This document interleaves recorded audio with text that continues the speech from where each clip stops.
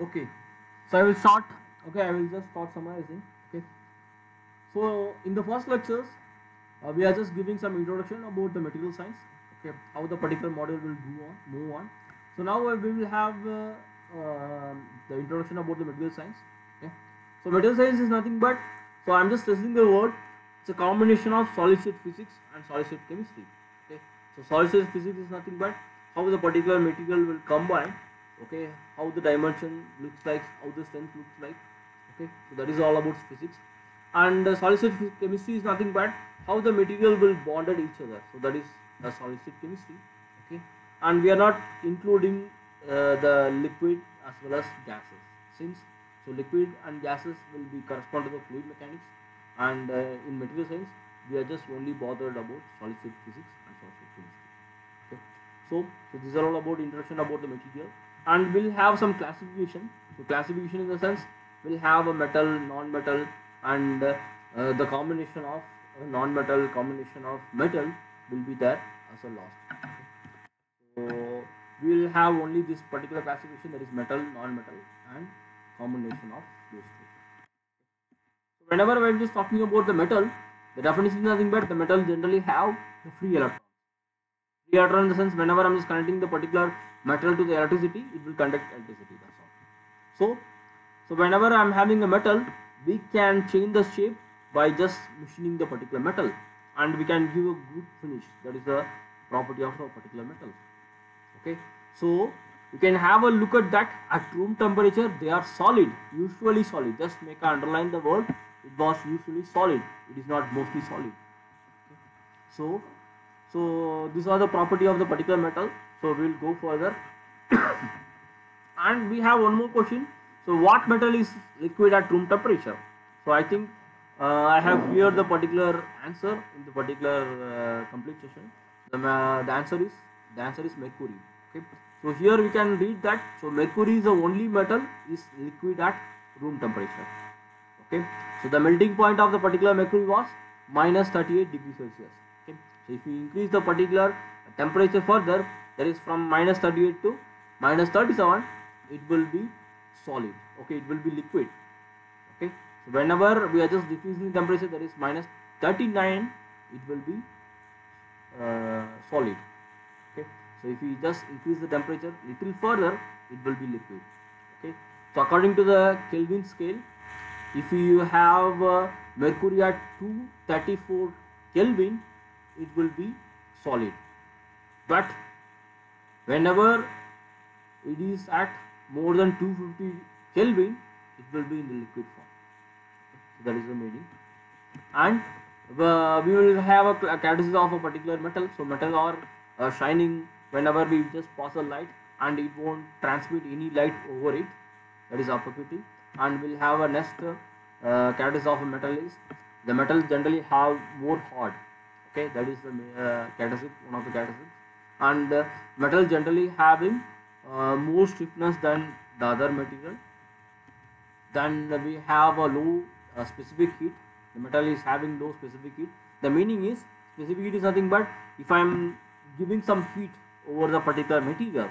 Okay, so the energy required to rise the temperature of the particular element by 1 degree Celsius. So that is a specific heat. So generally this particular metal having low specific heat. You can have a look at that. So these are the non-metals, and whenever I'm just coming to the aluminium, it is only having 900. But whenever I'm having a water, so water is having 4186 energy. Okay, so generally it's having low specific heat. And whenever we just talking about rigidity, okay, so ceramic having more rigidity, and metal is having comparatively less rigidity than the ceramic. And we'll have plastic deformity. Plastic deformity is nothing but we can have a look at in the left side give image. I'm just giving some tensile load.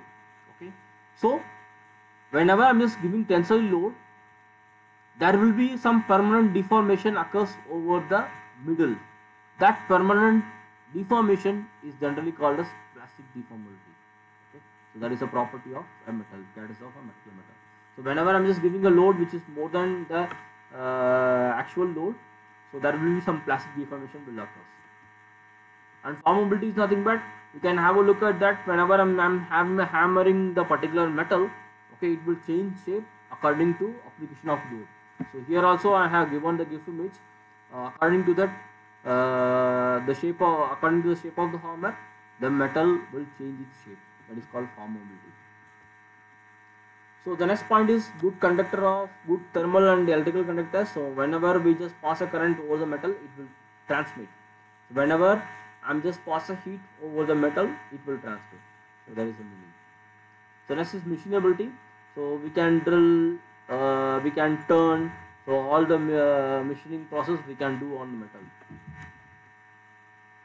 And we'll have a high melting point. Okay, relatively high melting point. As I said that only mercury having low melting point. So generally we'll have other metal which is comparatively high than other materials. So that is the meaning. And we have weldability. So weldability is nothing but it is joining of two metals. Okay. So for example, if I'm just using some kind of plastics, we cannot weld.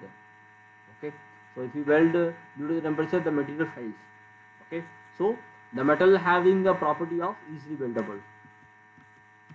And we have strength compared to other material, metal having more strength.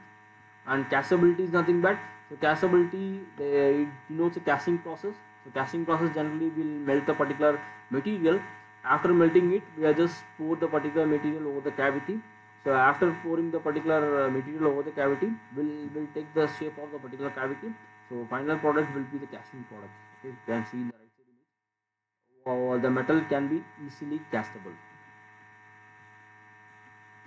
And we have ductility. Ductility is nothing but whenever I'm just giving a tensile load, it will elongate without failure. So that is the meaning of ductility. And we'll have dimension stability. The dimension stability is nothing but whenever I'm just feeding the particular polymer, okay, so there will be whole formation of hole over the polymer. But whenever I'm just heating the particular metal, okay, so the metal will absorb the heat and it won't deform according to the temperature. So that is the dimension stability. Not only temperature, I can give a mechanical stress. After observing the mechanical stress, the material won't fail. So that is also a kind of dimension stability. So I have given the next category of malleability. Malleability is nothing but whenever I'm just doing a cold working. So left side I'm having a metal having some thickness. Whenever I'm just passing the particular metal over rollers, right side I'm just getting a thin sheet of metal. So that whatever the dimension will be changed at the final output. So that is malleability. Okay, you can see in this particular image. So left side I'm having a more thickness. Okay, whenever I'm just passing the particular metal over the rollers, I'm having a thin sheet of metal at the right side. So we'll have an example of the metal iron, aluminum, copper, zinc, magnesium, etc. Okay, I'm just already shown a video. So next is ceramics. Okay, so generally ceramics will have sands, silicates, clay. All are generally called as ceramics. I have given the image of ceramics at the right side. And the characteristics of ceramics is nothing but it will be easily brokenable whenever we just put the ceramics down, and it generally appear like a rocks. That is the next characteristics. And whenever we just talking about ceramics, it have more resistance to the temperature. You can have a look at that. I'm just heating the metal as well as ceramics, so metal won't have no defect, but whenever I'm just heating the particular metal, there will be hole on the particular metal, and in the case of ceramics there will be no changes and there will be no hole in the ceramics. Generally whenever we pass a heat over the ceramics won't change its shape, but in the case of metal it will change according to the temperature. The next point is hardness. Hardness in the sense, so I'm just giving some load to over the ceramics over some machine. Okay, the ceramics won't change, won't affect much, but in the case of metal, the metal can be easily machinable. So that is the meaning of high hardness in the case of ceramics. And the ceramics are more abrasiveness. And whenever we just talking about insulation, okay, as I said that whenever we just put the metal between the electrical circuits, it will work. But whenever I'm just putting some ceramics between the electrical circuit, it won't work.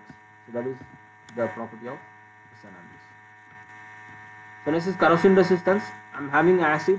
I'm just putting the rod of metal as well as fine ceramics, the metal will easily corrodes and fine ceramics won't corrode. That is having the fine ceramic having more uh, corrosion resistance. So it is up to the light.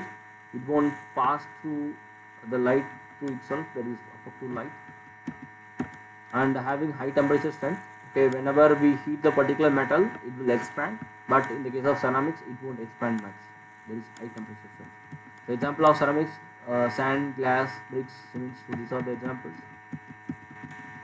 And we'll have a organic material. Organic material generally will have a polymer as an organic material. So it just combination of different monomers, and the main material was carbon. Okay, so you can have a look at that. Each monomer having the carbon content.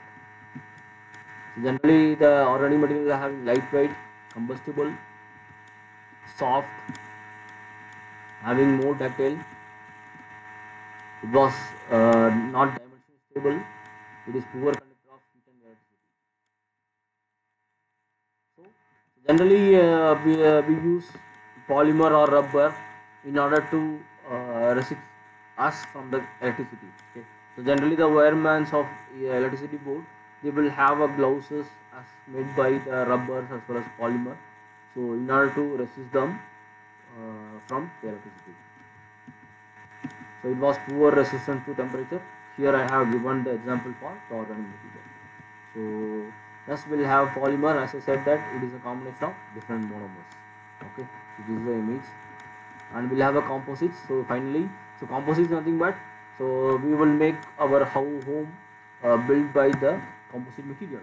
Okay, so composite material is nothing but, so we will build our home basically made up of bricks, cements, steel rods, gravels, so many things. Okay. So the composite is nothing but it. Whenever I'm just consulting with bricks, cements, rods. Okay. So the final product, final foam will be the strength of the particular final foam will be combination of all these strength. Okay.